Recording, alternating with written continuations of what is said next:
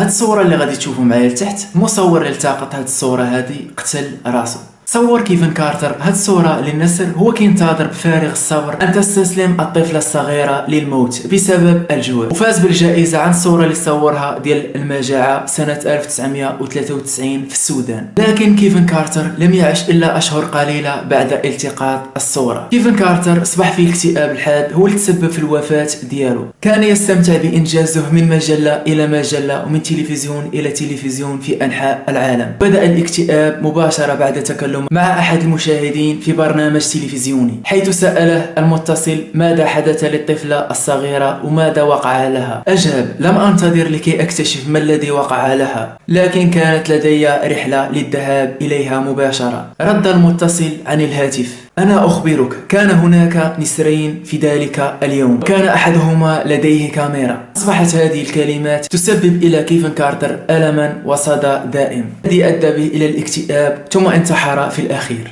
هذه الصورة إذا ذهبت إلى محرك البحث جوجل وكتبت من أقصى الصور حول العالم